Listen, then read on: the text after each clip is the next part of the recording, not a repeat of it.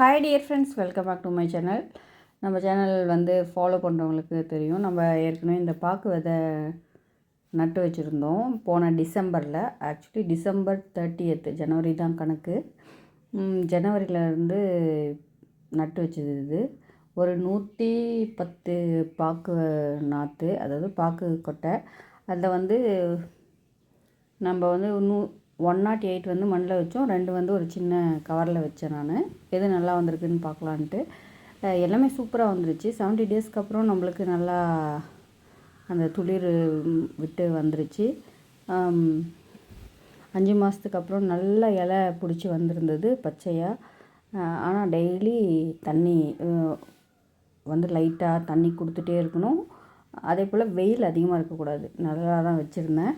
சூப்பராக வந்திருக்கு. எத்தனை வந்து முளைச்சி வந்திருக்குன்னு தெரியல.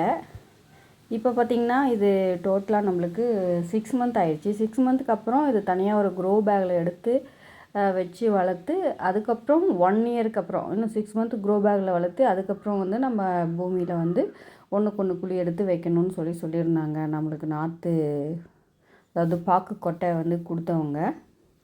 இப்போ பார்த்திங்கன்னா கரெக்டாக 6 மந்த் ஆகிடுச்சி. நல்லா வளர்ந்துருக்கு. இப்போ நிறைய இதில் தண்ணி விட்டுருக்கேன். ஏன்னா இதை நம்ம இன்றைக்கி எடுத்து க்ரோ பேக்கில் வைக்க போகிறோம். இதுக்கு ஃபஸ்ட்டு நான் ஒரு மண் கலவை ரெடி பண்ணியிருக்கேன். இதில் வந்து நல்லா செம்மண் மண்ணெல்லாம் கலந்தது வந்து கொஞ்சமும், அதே அளவுக்கு அதோட கொஞ்சம் கம்மியாக மாட்டு எருவும் எடுத்திருக்கேன். எருவும் பார்த்திங்கன்னா நல்லா மண் மாதிரி ஆகிட்டுருக்கு. இதோட வந்து வேப்பம் புண்ணாக்கு, புங்கை இலுப்பை, இது 3 கலந்ததுன்னு சொன்னாங்க. அது 1 கிலோ வாங்கியிருக்கேன். இதை வந்து அதோட மிக்ஸ் பண்ண போகிறோம். அப்போ வேரில் வந்து பூச்சிப்புழு இல்லாமல் இருக்கும்னு சொன்னாங்க. இது 3யும் கலந்து நல்லா வந்து மிக்ஸ் பண்ணி விட்டுறணும். மிக்ஸ் பண்ணிவிட்டு இதில் இருக்கிற குப்பை குச்சி அதெல்லாம் எடுத்துகிட்டு நல்லா நீட் பண்ணி வச்சுக்க போகிறேன். எல்லாமே ஒரே நாள் நம்ம வந்து பாட்டிங் பண்ண முடியுமான்னு எனக்கு தெரியல. முடிஞ்ச அளவுக்கு ஒரு 2-3 நாளைக்கு பண்ணிடலான்ட்ருக்கேன். இப்போ பாருங்கள், இதில் தண்ணி நிறைய விட்டதுனால நல்லா ஊறி இருக்குது. லைட்டாக இந்த மண்ணை வந்து நம்ம எடுத்துகிட்டு வேர் வந்து அருந்து போகாத மாதிரி எடுக்க வேண்டியது தான். ஒவ்வொன்றா எடுத்து நம்ம வச்சிருவோம். இன்றைக்கி ஒரு 20 செடி மட்டும் எடுத்து க்ரோ பேக் பண்ணலான்ட்ருக்கேன். நல்லா ஊறி இருக்கிறதுனால ஈஸியாக வந்துருச்சு. சூப்பராக வேரும் வந்து பிடிச்சி வந்திருக்கு. இதே மாதிரி எல்லாத்தையும் நம்ம எடுத்துக்கலாம். வேர் கட் ஆகாத மாதிரி எடுங்க. இது ஆக்சுவலாக தண்ணி நல்லா ரொப்ப விட்டு ஒரு 1 hour அப்படியே ஊற விட்டுட்டேன். அதனால தான் இவ்வளோ ஈஸியாக வருது.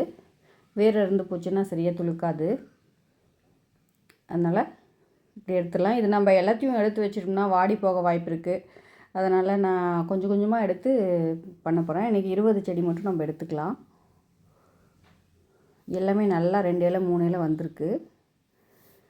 நம்ம 110 பாக்கு வந்து ஊனி வச்சோம். இதில் எனக்கு தெரிஞ்சு ஒரு 80% வந்து நல்லா வந்திருக்குன்னு தான் சொல்லுவேன். நான் லாஸ்ட்டாக வந்து கவுண்ட் பண்ணிவிட்டு நெக்ஸ்ட் வீடியோவில் நான் சொல்கிறேன் எத்தனை செடி வந்துச்சுன்ட்டு. இப்போ இன்றைக்கி ஒரு 20 மட்டும் எடுத்துக்கலாம்.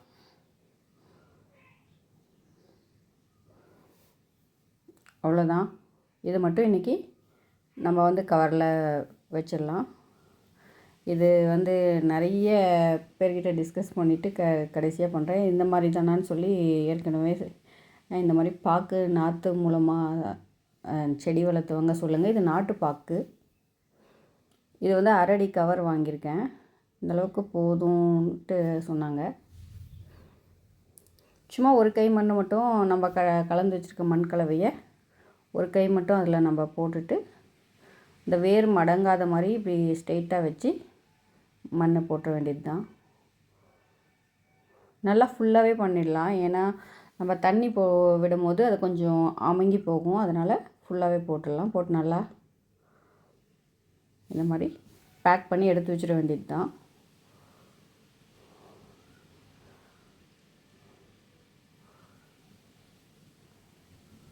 அவ்வளோதான். இதே மாதிரி நம்ம எடுத்துகிட்டு வந்த 20 நாற்றும் வந்து பேக் பண்ணிடலாம் இன்றைக்கி.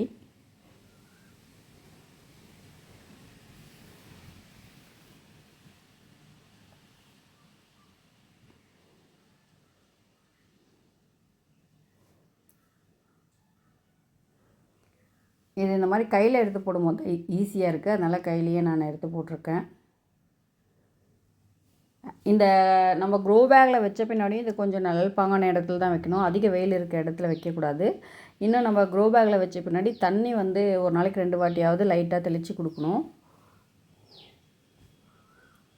எல்லாமே வந்து இதே மாதிரி பேக் பண்ணிக்கலாம். இப்போ மண்கலவை பத்துமான்னு தெரியல, இல்லைன்னா நம்ம மறுபடியும் வந்து ரெடி பண்ணிக்க வேண்டியது தான்.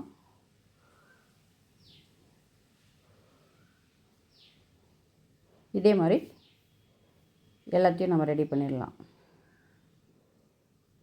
இப்போ நான் வந்து எடுத்துகிட்டு வந்த 20 நாற்றும் வந்து வச்சாச்சு, 21 இருக்குது இதில். நம்ம வந்து கவரில் டைரெக்டாக வந்து பாக்கு கொட்டையை அப்படியே ஊனி வச்சுருந்தோம், அது 2 கொட்டையாக வச்சுருந்தோம், அது வந்து நல்லா வந்திருக்கு. சொல்லப்போனால் அது கொஞ்சமாக எரு போட்டுட்டு இதுக்கும் சேர்த்து தண்ணி விட்டுற வேண்டியது தான். இது ஃபுல்லாக வந்து நான் எடுத்து எல்லாம் ரீபார்ட் பண்ண பின்னாடி இன்னொரு வீடியோ அப்லோட் பண்ணுறேன். அப்போ வந்து இது வந்து ஒரு ட்ரையல் மாதிரி நம்ம எடுத்துக்கலாம். இதெல்லாம் நல்லா அப்படியே பச்சையாகவே இருக்கா இல்லை வந்து வாடுதா என்னன்னு நம்ம பார்த்துட்டு மீதி இருக்கிறத நம்ம ரீபார்ட் பண்ணிக்கலான்ட்டு தான் நான் ஒரு கொஞ்சம் மட்டும் ரீபார்ட் பண்ணியிருக்கேன். நல்லா ரொம்ப ஊறுற அளவுக்கு தண்ணி விட்டுட்டு அப்படியே வச்சிடலாம். நம்ம சேனல் ஆரம்பித்ததுலேருந்து ஃபாலோ பண்ணுறவங்களுக்கு தெரியும், எல்லாமே நம்ம ட்ரையல் அண்ட் எரர் அந்த மெத்தடில் தான் வந்து பண்ணிகிட்ருக்கோம். சின்ன அளவில் வீட்டாண்ட மட்டும் ஹோம் கார்டன் மாதிரி வச்சுருந்து இப்போ பெரிய அளவில் தென்னங்கன்று வச்சுருக்கோம். அதனுடைய ஊடுபயிராக வைக்கலான்னு தான் இதை நான் ரெடி பண்ணிகிட்ருக்கேன். அதே போல் தான் ட்ராகனும் ஒரே ஒரு ட்ராகன் செடி தான் வாங்கினோம், அதுலேருந்து ஏறக்குறைய நம்ம இப்போ 100 செடிக்கு அப்புறம் ரெடி பண்ணியாச்சு. கண்டினியூவாக ஃபாலோ பண்ணுங்கள். Wishing you happy gardening.